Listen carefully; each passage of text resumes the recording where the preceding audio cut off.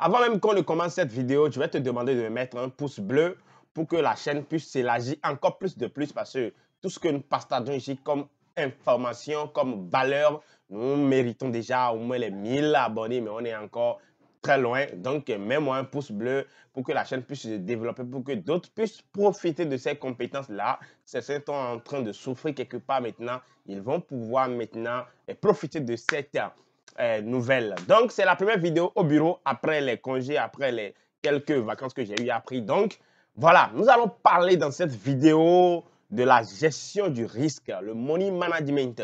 Qu'est-ce que c'est vraiment? Je vais expliquer encore plus dur dans cette vidéo ce que c'est que le money management. Et pour moi, le pilier de ce money management-là, je vais vous le présenter dans la vidéo. C'est très important de connaître le pilier de money management. Quel est vraiment le pilier et qu'est-ce que c'est? Des gens entendent souvent money management, mais jusqu'à présent, ils ne savent pas ce que ça c'est vraiment et ce qu'il faut vraiment faire en ce qui concerne le money management, comment le monter, quel est. Donc, on va profiter de tout ça pour mieux expliquer et je vais vous donner le secret qui est dedans. Alors, d'accord, on se retrouve pour une explication bien dure. Alors, abonne-toi, active la cloche de notification et on se retrouve pour accompagner cela.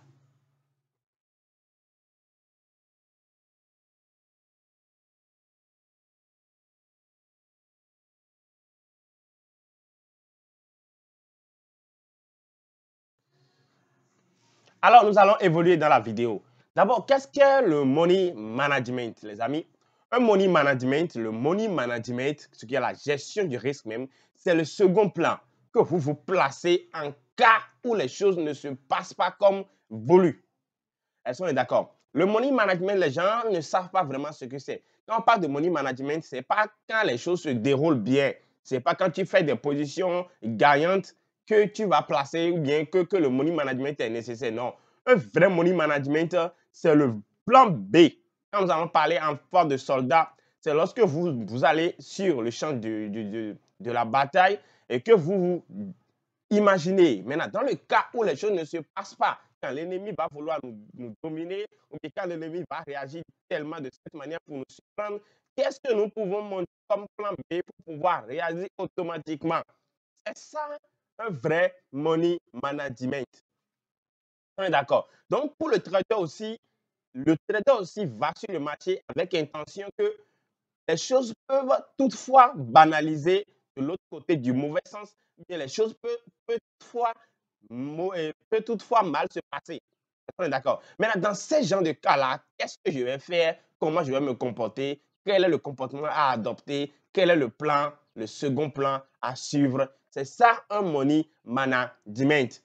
Donc, dans une définition et une explication plus brève et plus lucide, c'est ça un money management. Alors, quand nous allons revenir maintenant dans le sens vrai de la vidéo pour connaître maintenant qu'est-ce que vraiment le pilier de ce money management, de cette gestion de risque-là, c'est ça en trading plus précisément. Là, je vous parle de la flexibilité. La flexibilité, c'est quelque chose qu'il faut vraiment développer. Excusez-moi.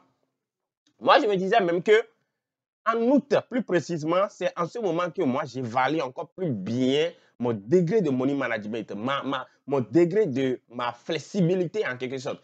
Maintenant, revenons sur le cas de qu'est-ce qu'une flexibilité. La flexibilité, c'est cette manière-là d'accepter ce qui vient du marché comme normal.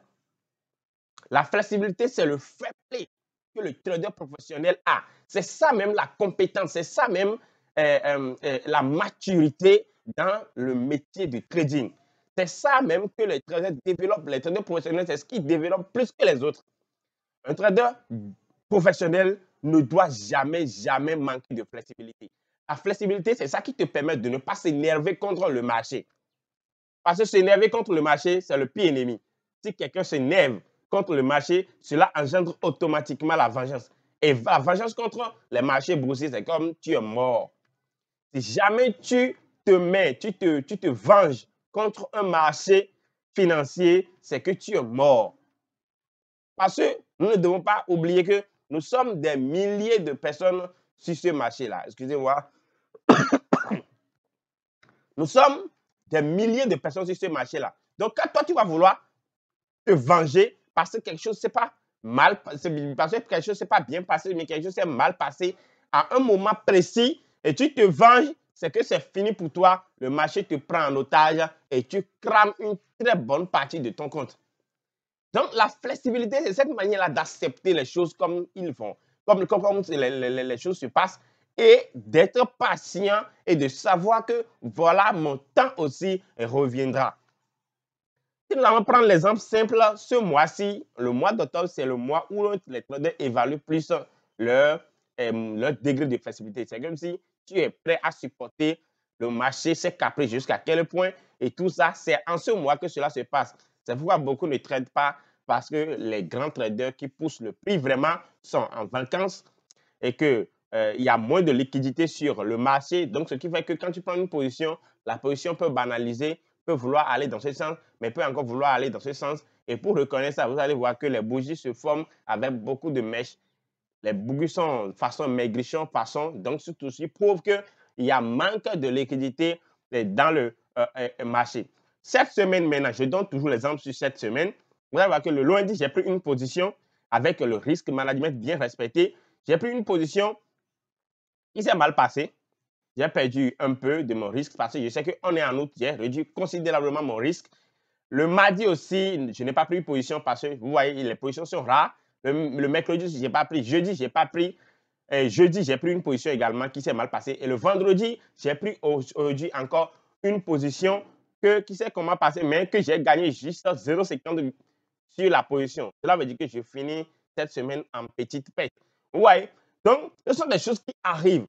Tu vois, parfois, moi, c'est mes expériences sur le marché, ce qui m'arrive, qui me donne maintenant plus de, je vais voir, qui me donne maintenant plus d'inspiration afin que je puisse partager ces choses-là avec les autres parce que je suis très sûr que eux aussi, ils sont en train de vivre les mêmes choses. Est-ce qu'on est d'accord? Je vais vous montrer rapidement cela dans notre groupe de propres films où nous partageons les expériences ensemble. Vous allez voir, je ne sais pas si le caméra peut voir, je vais essayer de voir si vous pouvez voir la position que j'ai eu après. Voilà, un peu. Voilà, vous avez vu? Vous avez vu? J'essaie de montrer ça avec mon portable pour vous montrer ça. Ouais, c'est une position comme ça qui s'est passée aujourd'hui et la position s'est bien déroulée. Vous avez dû remarquer. Vous avez dû remarquer que la position s'est vraiment bien déroulée. Je vais vous montrer ça un peu. Voilà.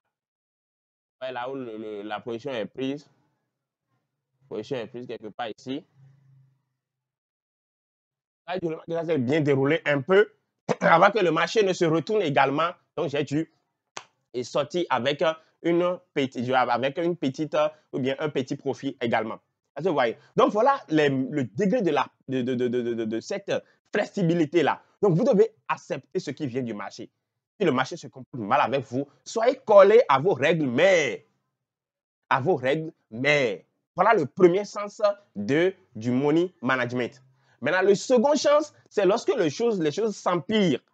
Il y a aussi une méthode de s'adapter également lorsque les choses s'empirent.